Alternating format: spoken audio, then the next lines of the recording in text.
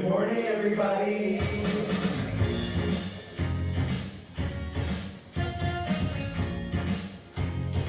Wake up, wake up, wake up in Provincetown. This week featuring Wake Up, Wake Up. Can I have some coffee? Wake up, wake up. Make it strong, please. Hey, no, hey, wake up. No, really, can I have some coffee?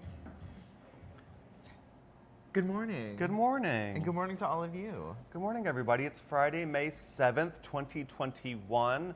It is full on spring here in Provincetown. It's almost 60 degrees and sunny. Yeah, thanks for waking up with us this morning. Yeah. Yeah. Everybody get a cup of coffee because this is a very important special episode today. This is our housing special. If you're watching on Facebook, please scoot over to our YouTube. We love to have everyone together so y'all can comment and chat while we babble. Yeah. Yeah. Talk to each other over there, make comments, coffee emojis, dancing lady emojis. Yeah, so head over to YouTube, make sure to subscribe and also like this video. That helps us out a lot when it comes to reach. We've got Patrick today. We had a wonderful chat with him Wednesday.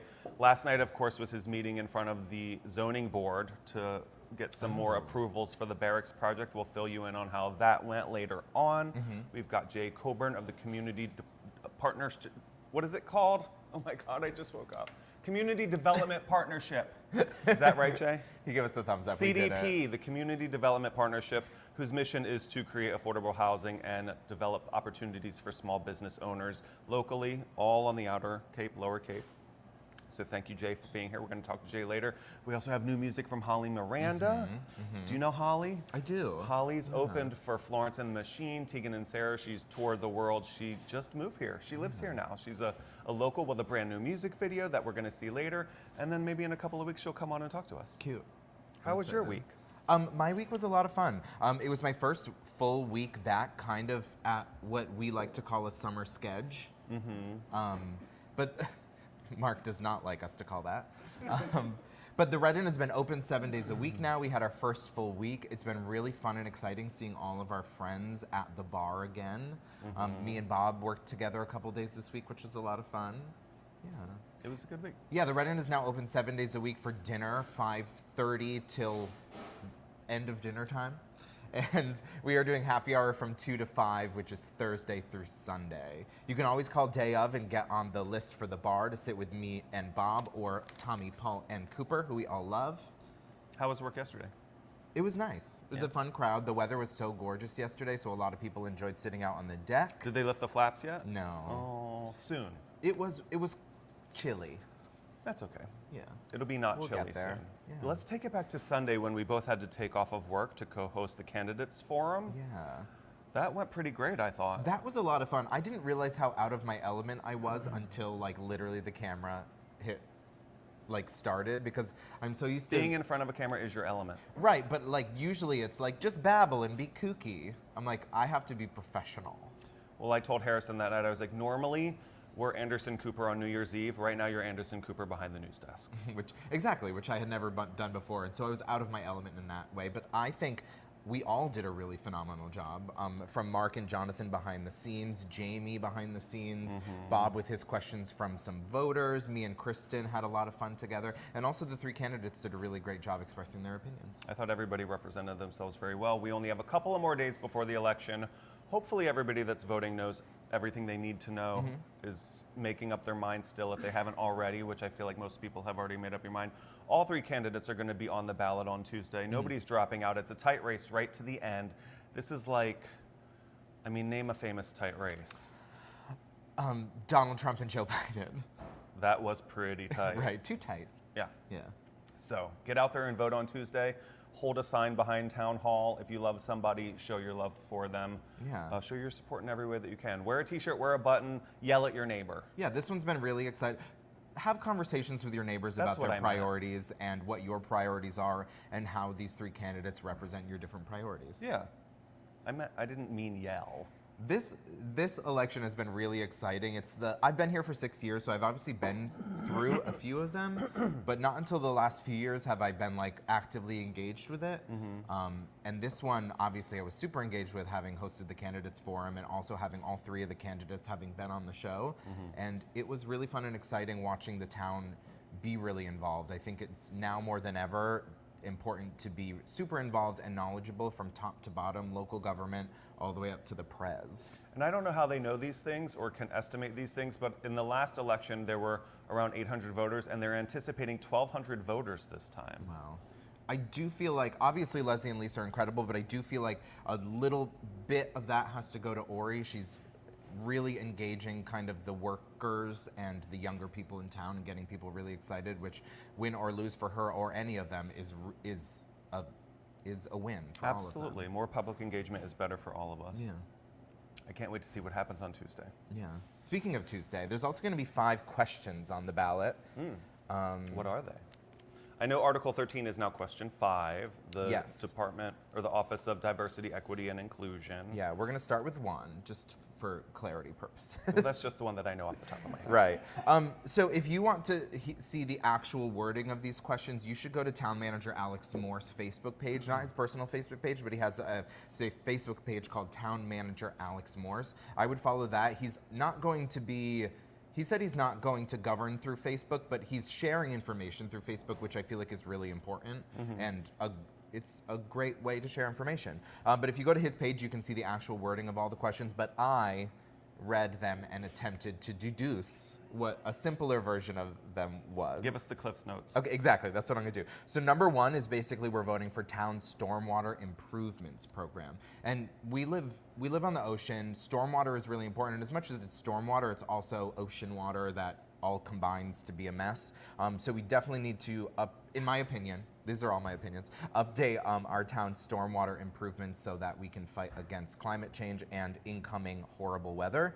Number 2 is the voting for costs of interior and exterior repairs to town building, which is things like painting the library, taking care of the grounds of town hall, the inside of town hall, which we all know is gorgeous, which I'm gonna vote yes. Yeah, keep it cute. Yeah, keep it cute. 3 is the Court Street drainage and repair project. I don't know if y'all end up over there a lot, but I live right over there, and I always make the mistake of like coming home from a rainy day on my bike, and I like come up the hill on Court Street across Bradford, come speeding down that hill, and I'm like, looks like I'm about to go through a foot of water on my bike. Sploosh. You have to, if you ever end up in this situation, this is my advice. Go really fast, and then when you hit the puddle, lift your legs, and just hope you make it through to the other side. I thought you were going to say hit your brakes. No. Because if you have to pedal, your feet are going to go into the water as you dip. Yeah. And that's just a testament of how deep that puddle is and what an important thing is to get a handle on that.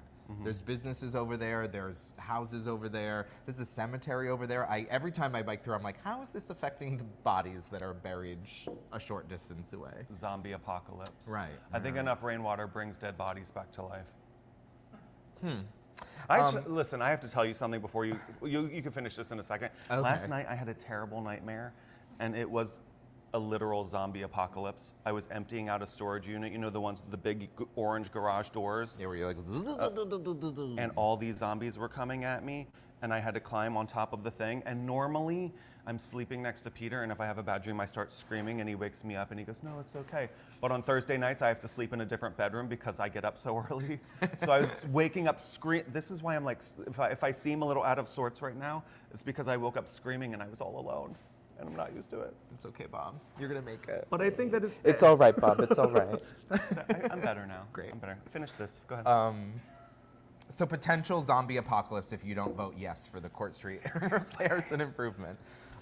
Number 4 is the Ryder Street Outfall Storm Water Project, similar to Court Street and the first question, but this is specifically for Ryder Street, which is the street that runs against Town Hall in the Curtis Spear Gallery. And all the way through basically to the Macmillan Pier parking lot. So this is going to, if you were here a few winters ago, was that 3 winters ago? Yeah. 3 winters ago, we had a really, I wasn't here, but I saw the pictures. We had a really intense winter storm and it flooded that entire area. Town Hall, I think, was damaged a little. Yeah, it was not great, and this is going to be another step forward in protecting our town against climate change, rising ocean water, D, all of the above. So I've also suggest voting yes on that. And then question 5, like Bob said, is to vote for the creation of the Office of Diversity, Equity, Inclusion, and that's being lovingly referred to as the DEI. And we also suggest voting yes. That passed in town meeting this past Saturday with barely any opposition. I think it has to pass by 2/3 on Tuesday. Is that true of all 5 questions? I believe so. Okay, so my personal opinion is to vote yes. All of these are going to have a little bit of tax implication for homeowners, but most of them are to protect our community, protect our home, protect the infrastructure in our town, which is all supporting your property. So you're a yes on all 5? Yeah. Good to know. Yeah. What else? I think those are all the questions. No, about your life. Tell me more about your life. Oh, Monday we hosted trivia. Listen, I had a hard time saying community development partnership earlier. On Monday night at trivia, I couldn't say Jamaican jerk chicken. Yeah, I think it was rough. I actually had a really hard time saying diversity, equity, inclusion just now. Things have to be 2 words or less from now on in order for me to say them. DEI. DEI. There we go. DEI, CDP. JJS. Jamaican jerk sandwich. Oh, I was like, chicken starts with a C. No, trivia was fun. We were back outside. Yeah, I think the goal is we're gonna be here on premise every Monday from now through the summer to host trivia. It is so much fun. And I think we're gonna get to go back inside if we want. Trevor, if we want, are we gonna or are we gonna stay outside? Oh. He's like, y'all are gonna sit in the rain. Trevor says, We'll see. yeah. But every Monday at 7, we do host Bruce Clues Trivia. If you haven't been a part of it, it's always a blast. If you're here in town, you can come play with us right here at the tap room. Or if you're not in town, you can play with us virtually through Provincetown Brewing Company's Facebook page. It's always fun. My parents play every week from Connecticut. We have people playing in California, Louisiana, Florida. It's fun. Paris, Kentucky. No, that's this show. Paris, Kentucky? Is there a Paris, Kentucky? Yes, there's a Paris, Kentucky. Cute. No, somebody sat at the bar last weekend, my friend Bob, who lives in Kentucky, and he was like, I just got to tell you, I love your guys' morning show so much. I watch it every Friday in Louisville, and I'm like, it just warms my heart that friends are watching it in Kentucky, in Paris. Sean Safford, if you're up, it's like 5 o'clock in the afternoon. I hope you're up. But all over the place. Yeah. Everybody wants to wake up in Provincetown. Yeah, that's kind of why we wanted to put this little show together. Yeah. To connect everyone. Speaking of the brewery, though, everyone loves the Bearded Mistress. It's one of their flagship beers. This was, I think, the first beer they came up with, Trevor? What? Okay, so the Golden and the Bearded Mistress are the first 2 Provincetown Brewing Company beers. They've been in cans since the get-go, but they just upgraded their Bearded Mistress cans. It's no longer 12 ounces and 6-packs. It's going to be 16 ounces in 4-packs, and they also got some a really incredible label. Can so you gorgeous. see that? I don't know. I'm talking to Mark. Is he zooming? Yeah. So I shouldn't be doing this? Everyone at home has vertigo now. It has really incredible art. The artist was Justin Russo. He did, if you own a Bear Week t-shirt from the Provincetown Brewing Company, he did that amazing art of the bear on the back. He did the Bearded Mistress that we've been featuring on a sticker, and also he made a new Bearded Mistress. It is like this gorgeous pinup. Rumor is that he based it on his grandmother, Faye. She was a handsome woman. Unsure if she had a beard or not. She's gorgeous, though. So stop in soon and pick up a 4-pack of this. It's kind of everyone's favorite. It's my favorite. Yeah.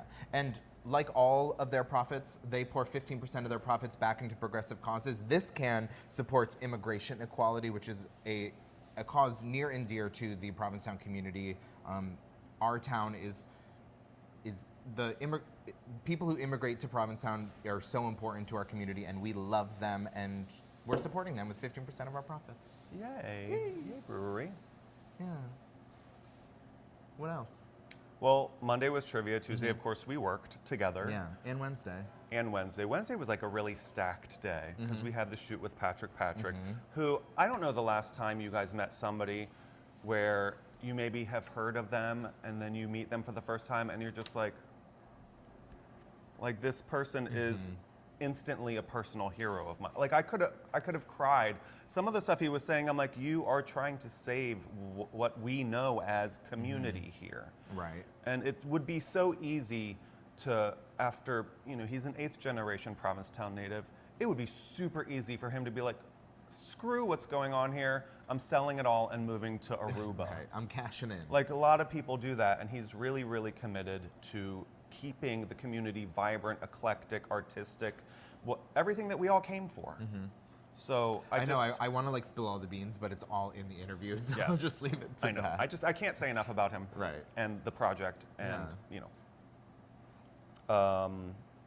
Bells.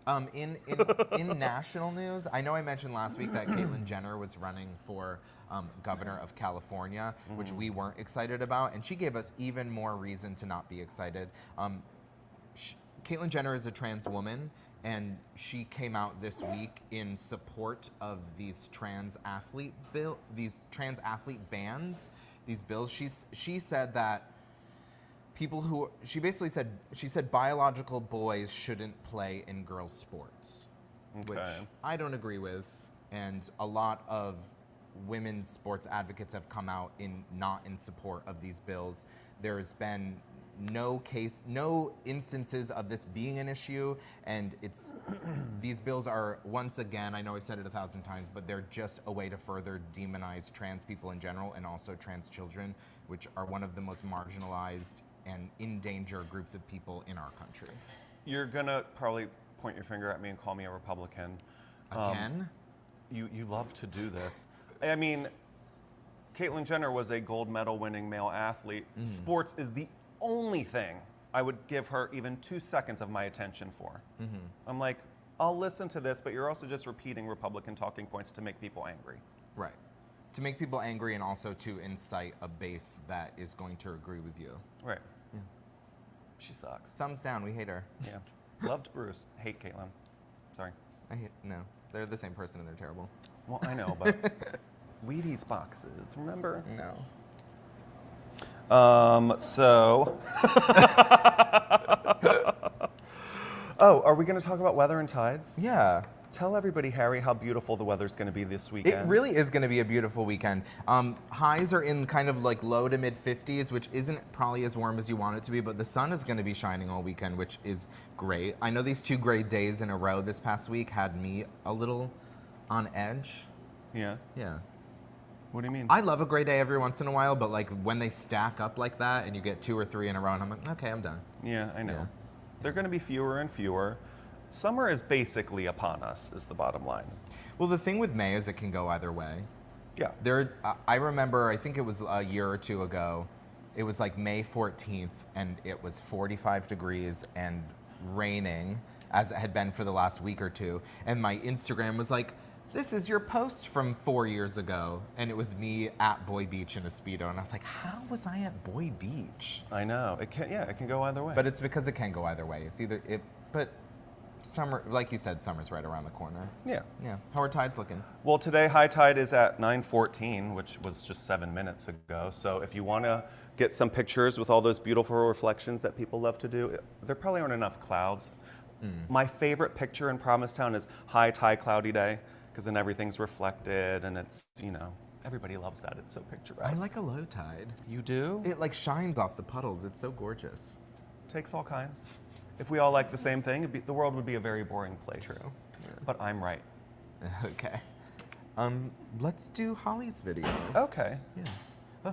Hi. Like we said earlier. It's a zombie! Oh my God. Like we said earlier, Holly Miranda is a really incredible performer and artist. She has worked with, she's opened for Tegan and Sarah, among Florence and the Machine. Florence and the Machine. Tegan and Sarah is one of my favorite groups. Yeah. And Holly is one of my new favorite artists after watching this video. Yeah, check it out.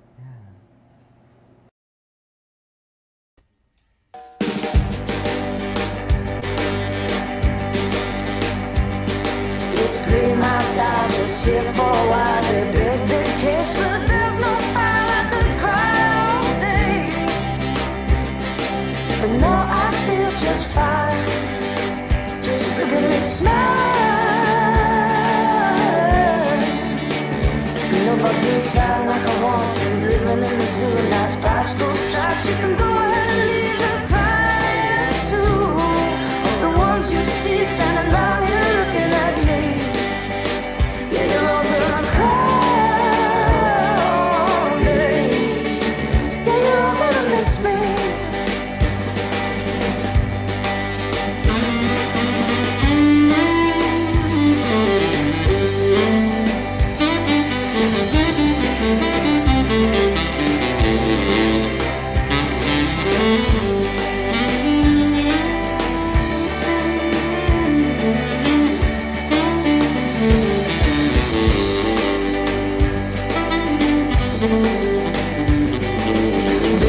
Little ones, walkers, strollers, without one right there, I pick her up and throw if they'd let me out. But hell no, not me, I'm not gonna lay around and pout, 'cause you're all gonna cry all day. But when there's nothing you can do or say, and when I take the burns and the beats, you are gonna miss me. You're gonna miss me. You are gonna miss me. You're gonna miss me. You are gonna miss me. You're gonna miss me. You are gonna miss me. You're gonna miss me.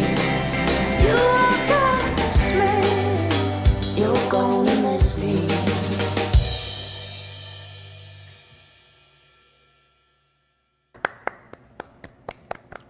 I can't wait to have Holly on. I think this is awfully early for Holly, so the performance that she does for us may be pre-recorded, but she's going to come in and talk Right. to us. And as a singer, I entirely understand. As someone who tries to sing, I understand.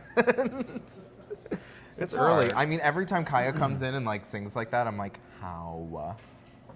Yeah. We have to tell you, because it is May 7th, we keep getting more and more places opening every day. This week, we had Connie's open.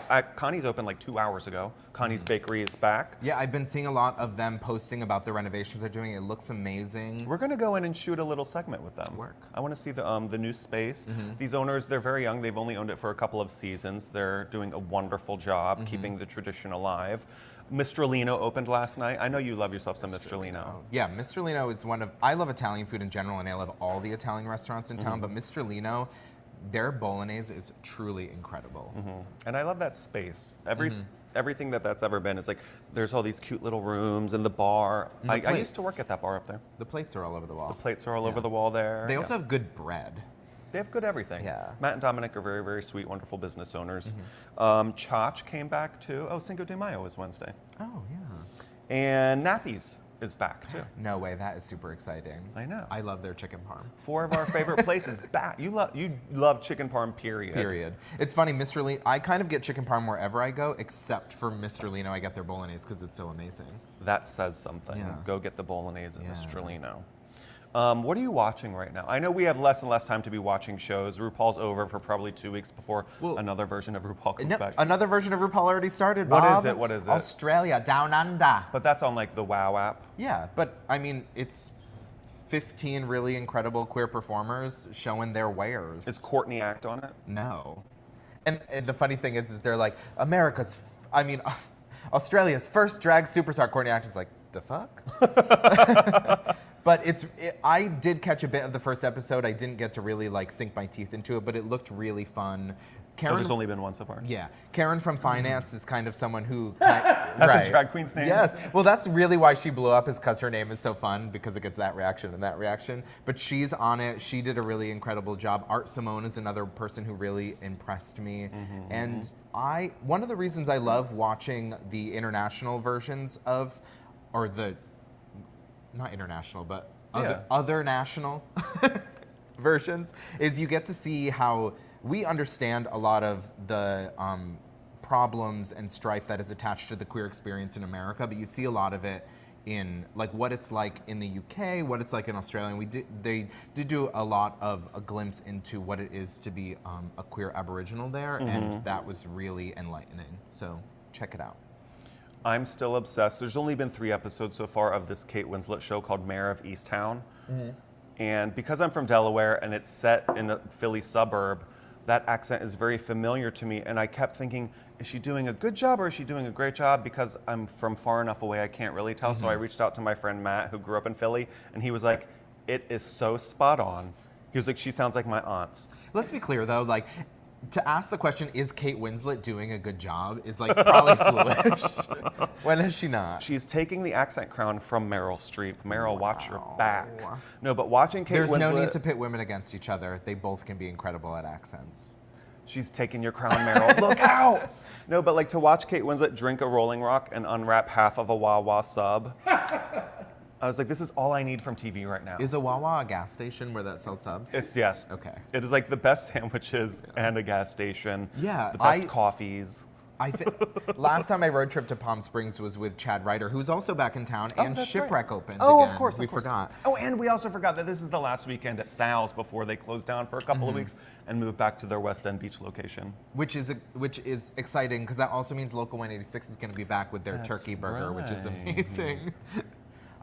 Yeah, where was I going with this? Wawa gas station. Oh yeah, I road tripped across the country with Chad Ryder, who is back at the Shipwreck Bar where you can check him out there. But he introduced me to Wawa, and I walked in and I was like, "This is amazing." It's so great. Yeah. The only They have thing like a sauce bar. I want to call bullshit because in the show she unwraps half of a sub.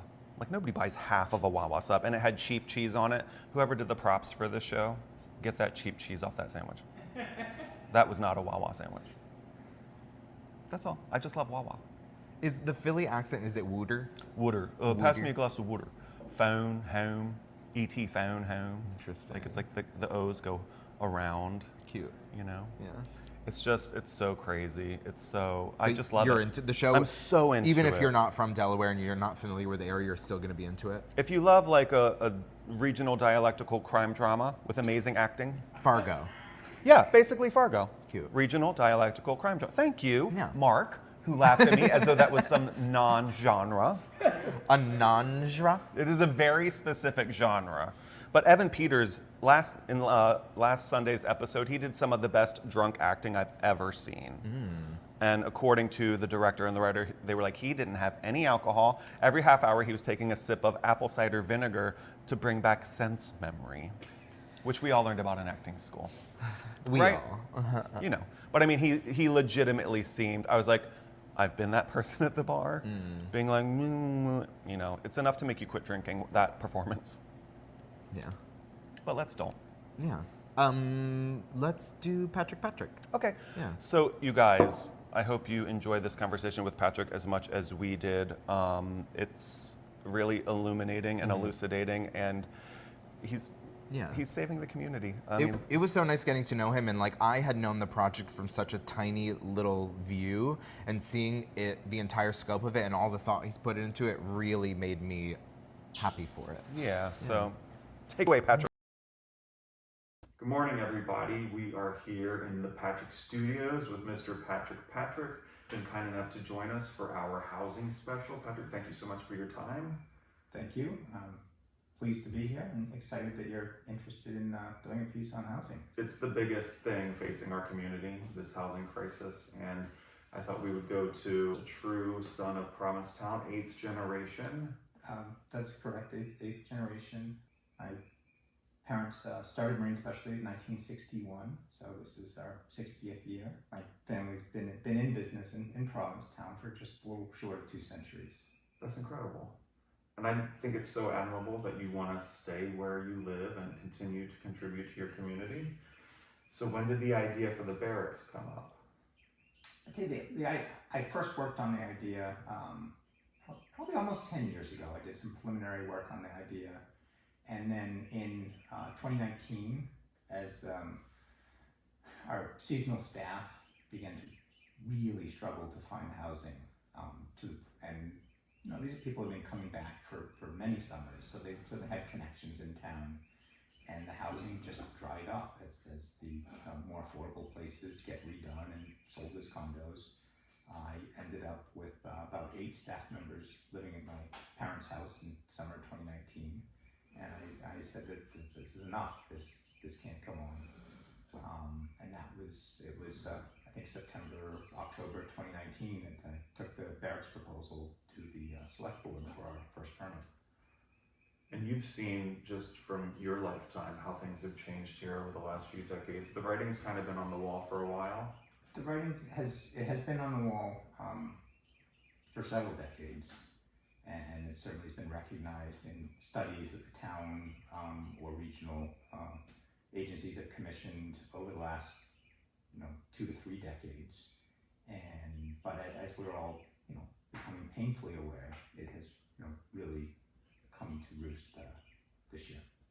And for those of our viewers who don't know yet about the barracks, can you tell us a little bit about the project itself, numbers, facts, and figures? Sure.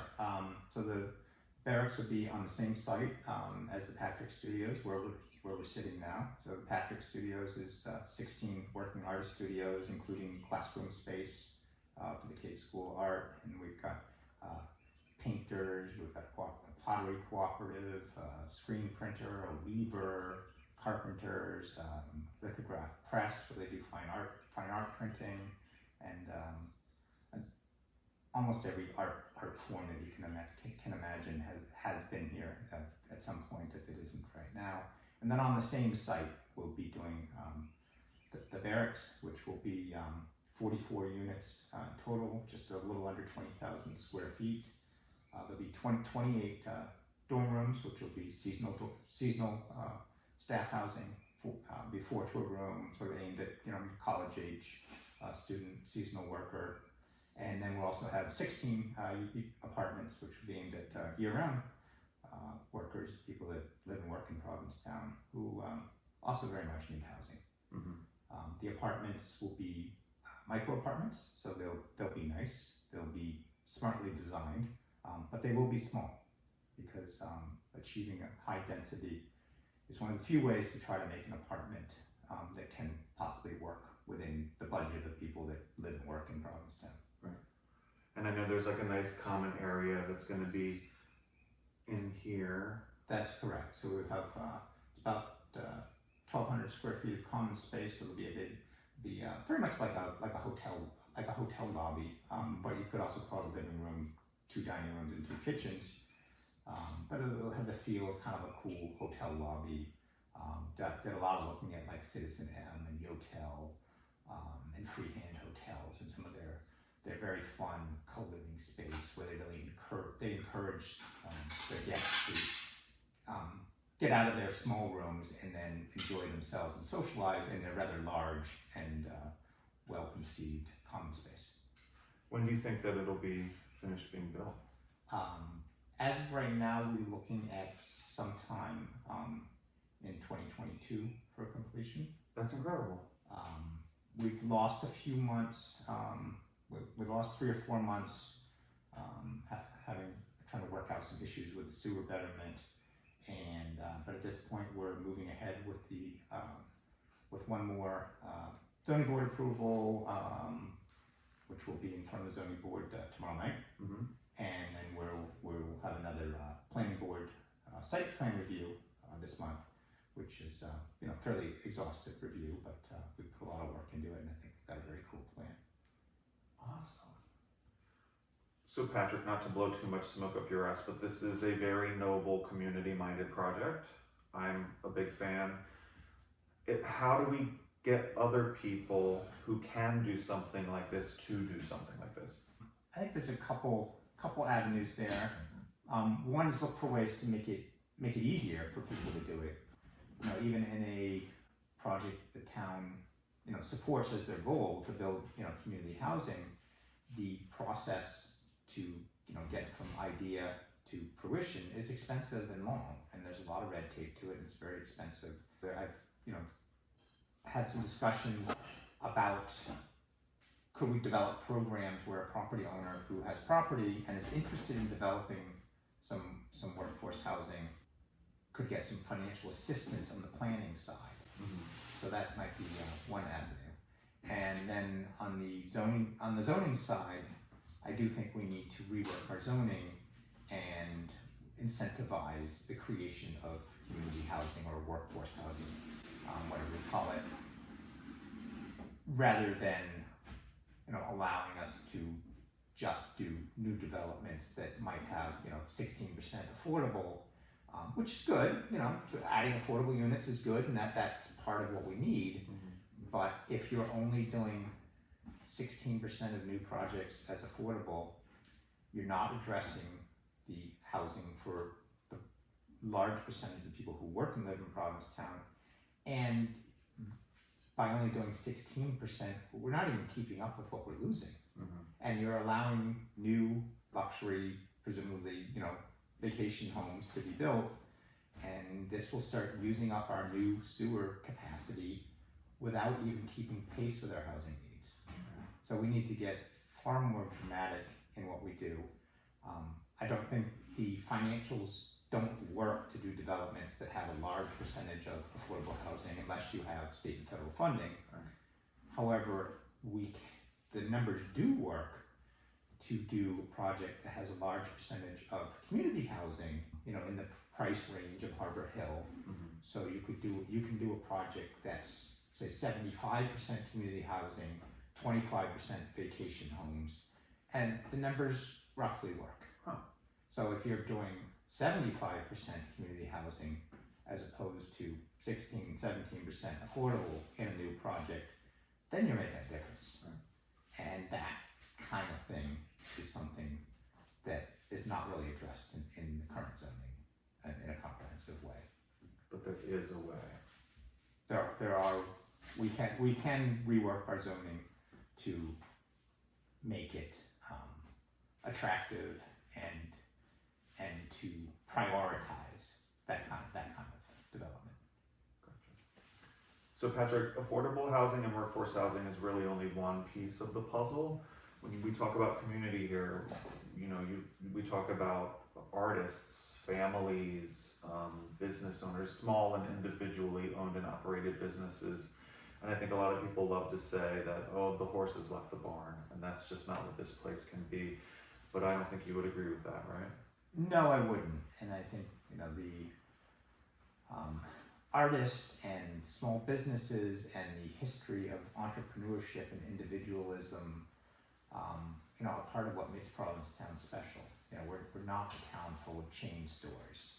And that's actually one of the reasons that we, are so highly rated as a destination, because we're different. And so part of maintaining that spirit of, acceptance and individualism and entrepreneurship that's always been so strong here is we need workspace for artists and small businesses, micro businesses, new entrepreneurs, and that's something that I've had the pleasure to provide here over the last 2 decades. And it's great to have tenants that are so thrilled to have space to practice their art or create for their small business, and which frequently those crossover. I mean, so many small businesses are artistic or craft related, and then art, for many people is a way of making a living. So art is a business as well as being artistic. So having that workspace has sort of, this has developed into a de facto entrepreneurial incubator and artist incubator. And then the next piece that clearly we need is housing. And so that would be, that housing can include artists and employees of small businesses, and the small business owners themselves, because many, small business owners who aren't well established can't afford housing in Provincetown. And then the next piece of it that I see is need for low barrier to entryway for these micro businesses, new entrepreneurs to bring their product to market. And I've actually done a couple pilot tests of an artist street market on the side of Marine Specialties, and I would like to roll that out into a permanent, larger development of a street market for artists, micro businesses, new entrepreneurs, where for very, very low barrier to entry, they can test their product, where they can sell their art. And a market is always an interesting destination for residents and visitors. It could tie into seafood, it could tie into farmers market if the town ran out of space for the one they do, Right. or you want to do it on other days, and it ties into the arts, and it sort of revitalizes that area, but it allows these artists and micro businesses to create income. And then sort of the fourth leg of the stool is education. And so by creating educational space and both in dormitory space for off season that can be used for students and also classroom space, then we can continue to bring young people into the arts and also oceanography in particular, and blue economy in Provincetown, and to feed fresh people, fresh ideas, fresh energy into these industries that are sort of integral part of keeping Provincetown cool and different. Well, I've got to say, from where I'm sitting, your vision for Provincetown, your idea of what this place is and can be, is very much the reason that I came and decided to stay. So thank you for all the hard work you're doing Thank you. to keep it fun and artistic and interesting and cool, and a place where workers can afford to live. Thanks very much. It's really just it's come together, and I've come to realize that we sort of need these 3 or 4 legs of the stool or the table to keep it, to stand up the community and keep us standing. And have you ever thought of running for office? I have thought of it. I think the answer is going to be no. For now. I believe I can accomplish more outside of public office. Okay. And with projects like this. Thank you. Thank you very much for your time, and we hope to see you soon. Thanks. Thanks a lot, guys.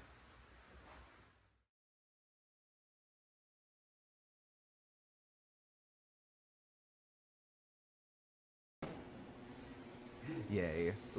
That was so great and informative. Also, though, you guys, if you heard like some clanging or if it sounded like somebody was moving a metal pan or dropping a paintbrush on the floor, it's because it is a working artist studio. Right on the other side of the wall that Patrick and I were sitting in front of is an artist studio. We got to capture a little footage of some of the working artists in there. Yeah, like we said last week in regards to the Provincetown Theater, we love the noise of art making. Yeah.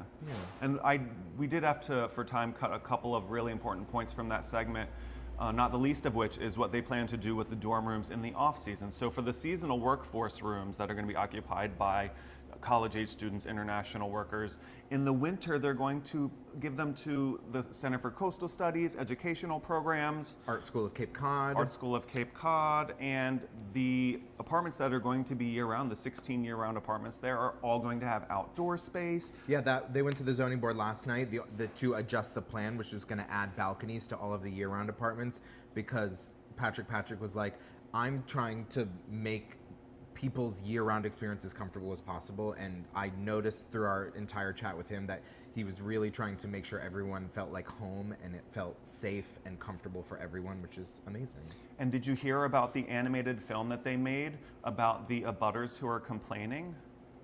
Jonathan, do you have that picture? Mm-hmm.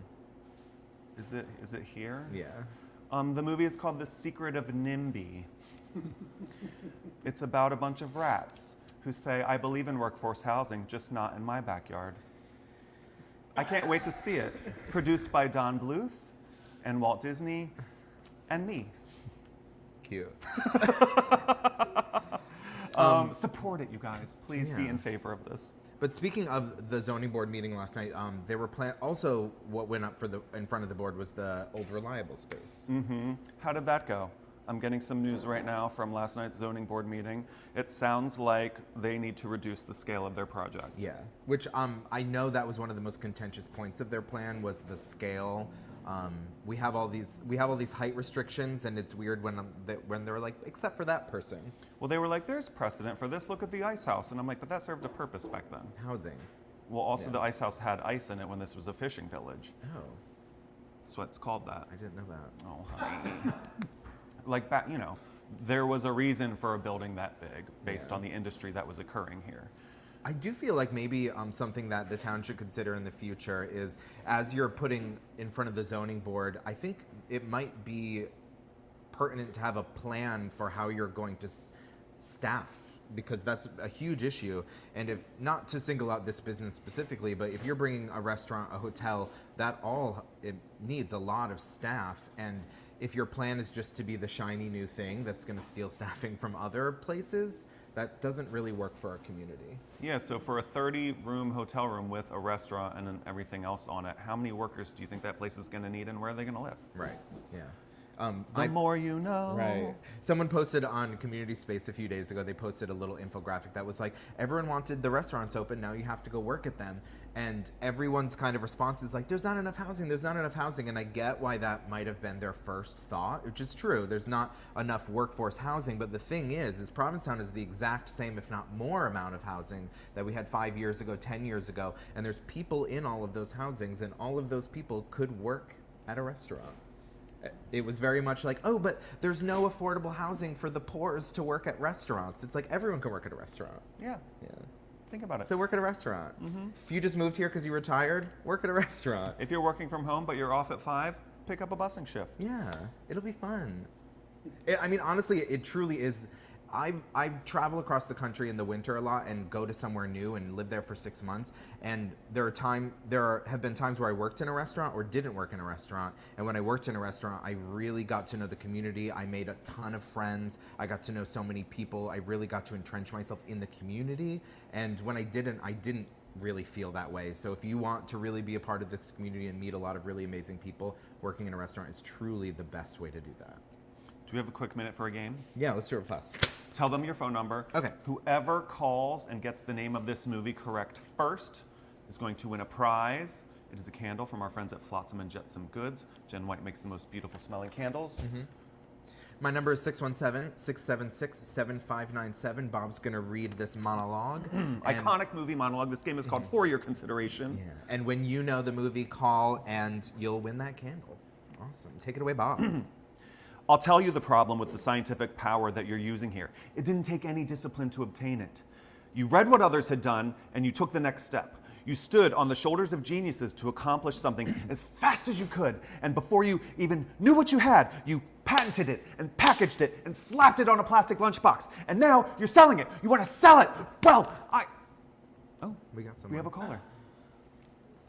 Hello, caller. Hi there, Hi, what's your name? Where are you calling from? Mike from Somerville, Mass. Mike from Somerville. Thanks for watching. Do you have a guess for the movie from that monologue? Jurassic Park. That It is is Jurassic Jurassic Park. Park. Congratulations. Congratulations. We will be in contact of how to get you your candle. Thank you so much for watching. All right, thanks a lot. See you soon. Thank you for playing For Your Consideration. And now, ladies and gentlemen, we'd like to invite Jay Coburn of the Community Development Partnership to the show. Jay, thank you for coming on. Thanks for having me. Now tell us a little bit about the CDP. Sure. So the Community Development Partnership is what's known as a nonprofit community development corporation. And our mission is to strengthen and build a stronger year-round diverse community on the 8 towns of the Lower Cape. So it's Brewster, Harwich, Chatham, all the way out here to Provincetown. And that takes a lot of different strategies. So we work in the affordable housing arena. We have 100 units of affordable housing all over that we own and or manage, including Harbor Hill, we manage for the town here in Provincetown. We run a housing rehabilitation program. We do first-time homebuyer training. And then we help small businesses get started with micro-lending, training, technical assistance, workshops, how to use QuickBooks, how to use social media. So it's a whole broad group of different programs. Our offices are down in Eastham. We've got a staff of 14 and about a $4 million a year budget, and have been doing this work for almost next year will be our 30th year here on the Lower Cape. Yeah. Do you see that the problems that we have in Provincetown are common to all 8 of those towns? You know, I often refer to Provincetown as being the canary in the coal mine. And warn our constituents in Harwich and Brewster, watch what's going on in Provincetown because it's coming to you next. And if you look at a map of each of the towns and say their rates of second home ownership, Provincetown and Truro are up above 70%. The other Lower Cape towns are just starting to cross the 50% threshold. But it's those kinds of pressures. As much as we love the economic engine of our second homeowners, an important part of our community. But it also, I mean, it's gentrification. It is also threatening the health and survival of a strong year-round community, which is why people want to have a second home here, is because of our strong, creative, artistic community. It's mostly about balance is really what it comes down to. Exactly, yeah. And at 70%, that begins to get out of balance. And so then we need to start getting creative with strategies to kind of restore some of that balance to ensure that Provincetown and the entire Lower Cape remains the amazing community that it is. Now, in all of the problems that are facing our community, what do you see as the sort of apex predator in terms of eliminating opportunities for people to live and work here year-round? It's the cost of housing. And even in the business space, you ask any business person, what is limiting your growth as a business person? It's the lack of housing for employees. And part of the reason that, I think the way to really kind of understand our housing challenges here is to understand that our housing market has absolutely nothing to do with our local economy here.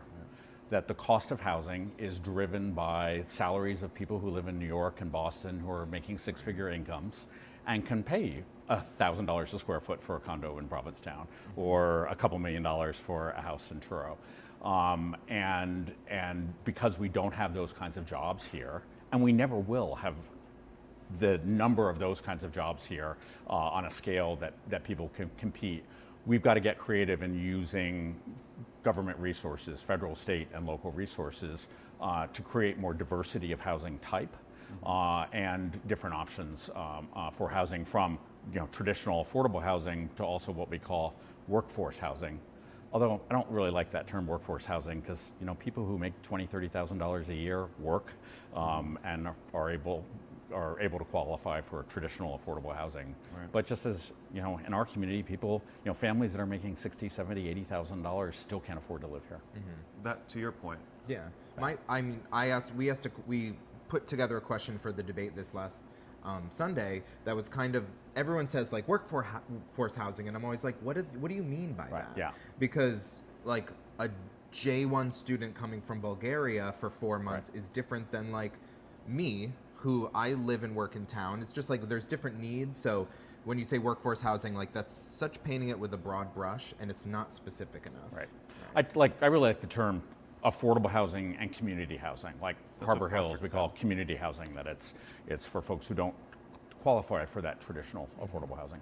And that was the point that Patrick was making the other day. He was like, I think people are stipulated to create 16% of what they're doing as affordable housing, but what would be a bigger part of the solution would be 75% as community housing.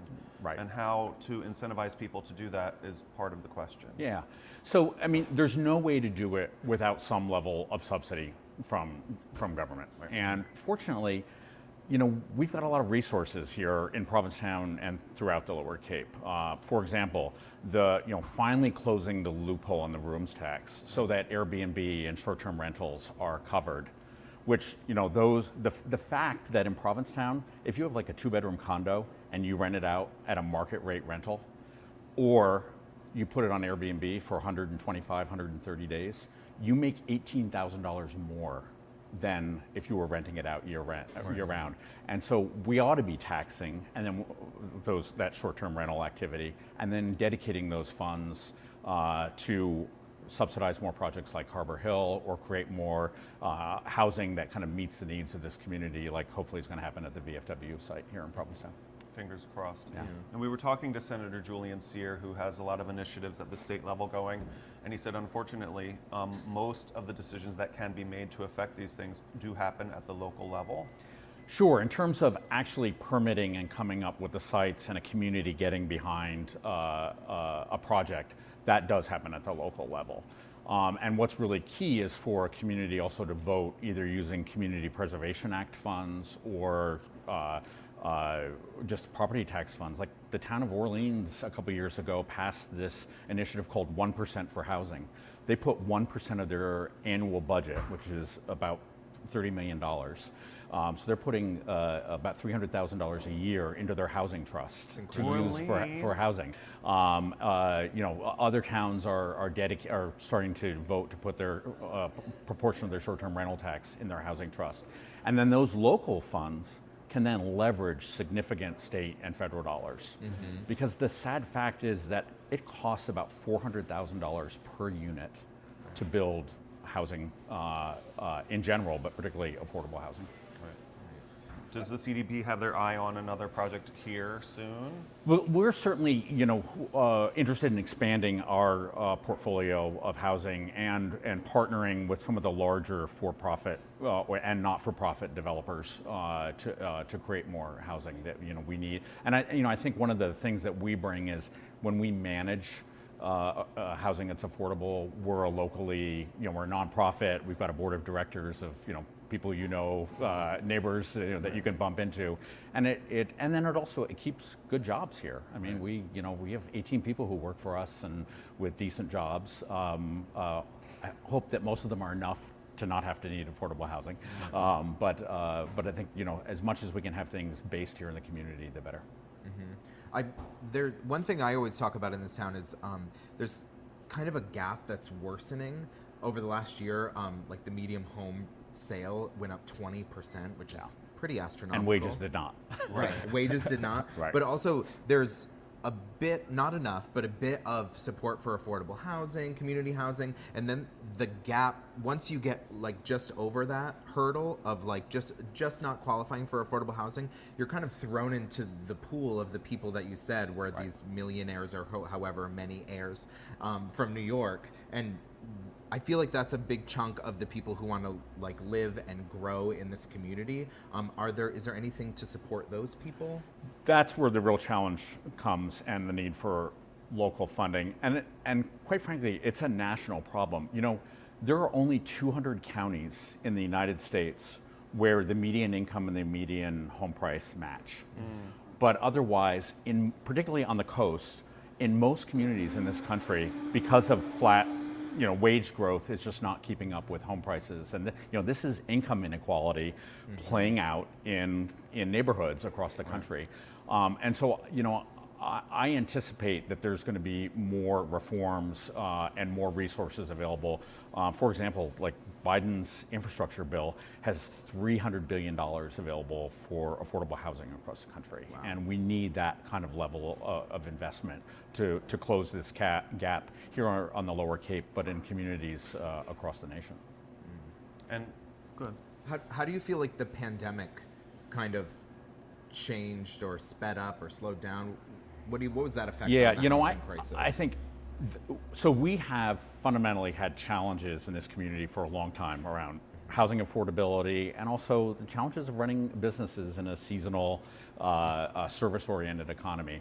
And COVID has only exacerbated those challenges. And so it has, I appreciate people's desire to leave the city and move out into more kind of rural communities, and this is happening, all over the country, in ski towns, in coastal resort towns, of people wanting to move into their second homes, and there is actually some good news with that. I mean, for somebody to be able to move to Provincetown and take that home that's only been being occupied for 2 or 3 months, and now bring their 6-figure income and be living here year-round. That's great. That can be a positive. Totally. But it is also making the housing situation worse. You ran a restaurant in town. I did, and actually, it was the organization that I now run that helped me write the business plan for that. Yes, when I moved to Provincetown 25 years ago and opened up a restaurant. But that was in 1998 through 2006. And I remember that there was a steady flow of workers who would, be in Florida or New York or Boston, and they could come to Provincetown and pay a couple $1,000s for a summer share, or even rent, something on their own, and make $15,000, $20,000 over the summer, and it worked. Right. And I, in the 9 seasons that I was involved in Chester,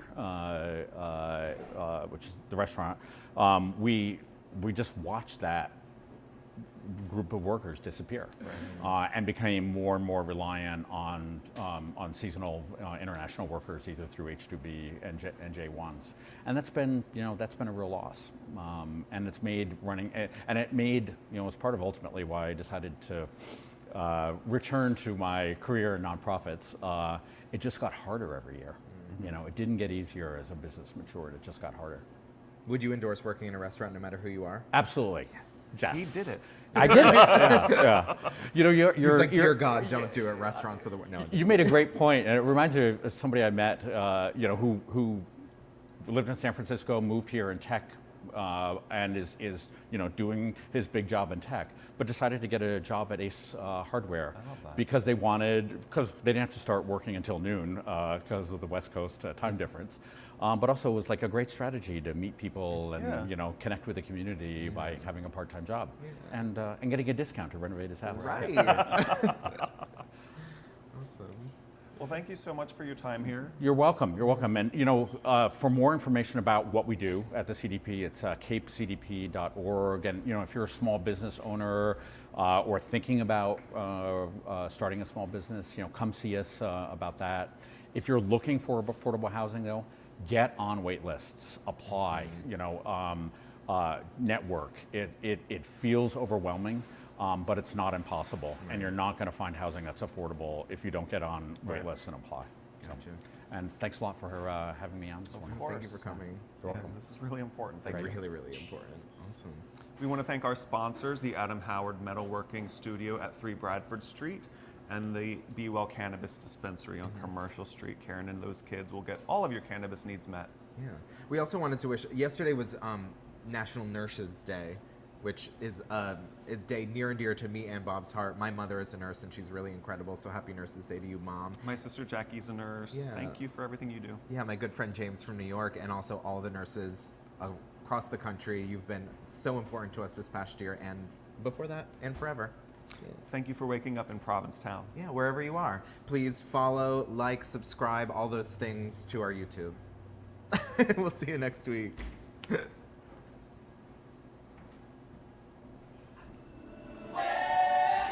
You're never going to open another restaurant, right?